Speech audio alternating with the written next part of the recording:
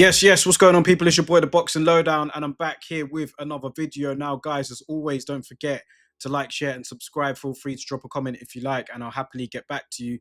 Now, people, the rematch, Chris Eubank Jr. and Conor Benn, set to take place this weekend at the Tottenham Hotspur Stadium. Now, I don't know about you, but I feel like that there hasn't been as much of a promo slash build up slash anticipation for this fight, maybe as the first one. And I guess there are a few reasons for that. These are just my reasons as an observation, right? Feel free to correct me. But just from what I see, I don't know. I think that with the first fight, you were kind of stepping into the unknown a little bit. Obviously, the names are very recognizable, right? Two famous fathers, their sons going at it this time to continue the name, the rivalry, and so on. We hadn't seen that before. And the fact that Conor Benn never fought up at middleweight before, all the other extra bits included for Eubank Jr., the rehydration clause and so on.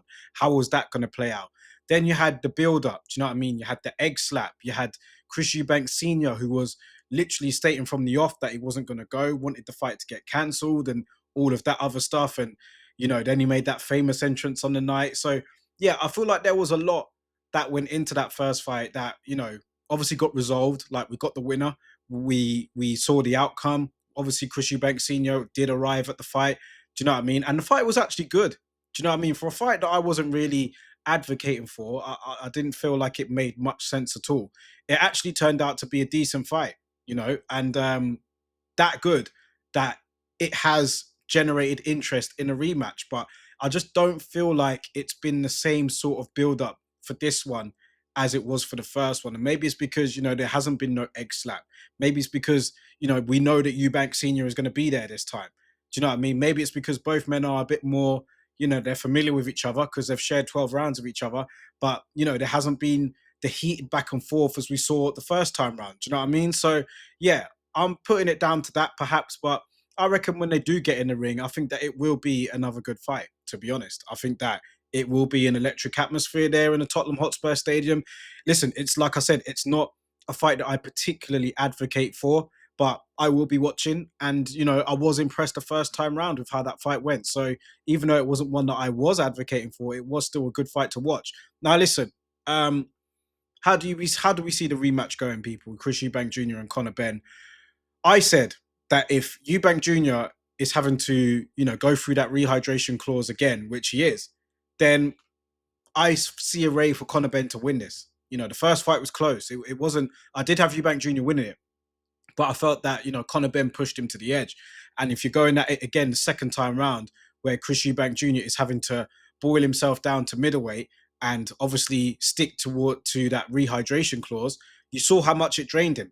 And we know that he's not the same fighter as he used to be, 3-4 years ago, let's say, for example. So with that in mind, the fact that Conor Benn is younger, the fact that he has fought at middleweight now before, maybe he might be more acclimatized to the weight, and maybe that might favor him in a rematch because he did push Chris Eubank Jr. very close. It was no dominant victory for Eubank Jr. He really had to fight through it, and you could see in those last few rounds, the championship rounds, he really had to slug it out. Can he afford to go through all that again? Time will tell, man. But there could be an instance where Eubank Jr. just chooses not to stick to the rehydration clause and pay another fine.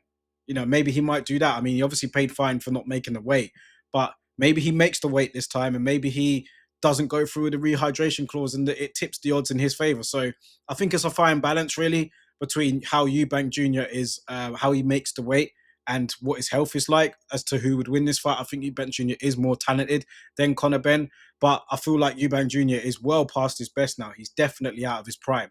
So, yeah, it'll be an interesting one. Doesn't have much implications really on the landscape of the middleweight division.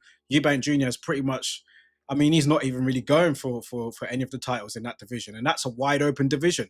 Do you know what I mean? Eubank Jr. is really here for the novelty fights now. He's 36 years old. I don't think he's that interested in challenging the likes of an Aleem Khalili or an Erislandy Lara who are facing each other, or Carlos Adames. I don't think he's interested in that. I think he's interested in the fights that are going to make him the most money. He's at that point of his career. Maybe he feels like going for a world title is too much of a higher risk and maybe not the reward financially, because we know that in boxing for his legacy, it will be a big reward. But financially, maybe he feels like that's not the one for him. It'll be interesting to see where he goes from here, whatever happens in the outcome of this rematch with Conor Benn. But we know what Conor Benn's going to do.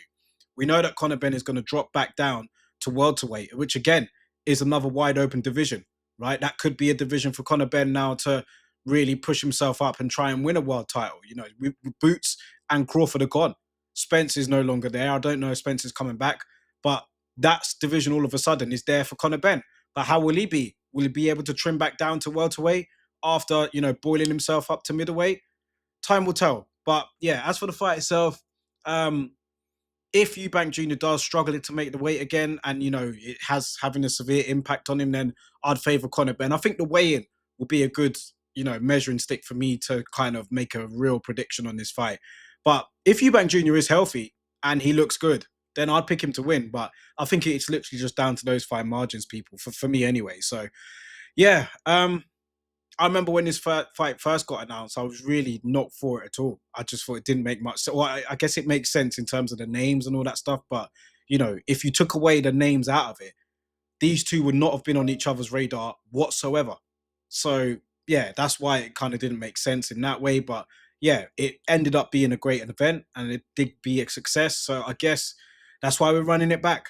And, the stadium will be full. There will be, people will be watching. It is a novelty fight for me, but it is a fight, I guess, where I can tune in and watch it. So let me know what you guys think about it, man. Chris Eubank Jr. and Conor Benn fighting this weekend, man. Like I said, not the same sort of anticipation as, I saw for the first fight, but that doesn't mean that the actual action in the ring won't be good again. So let me know what you guys think about it anyway in the comment section below, people, and I'll catch you on the next video.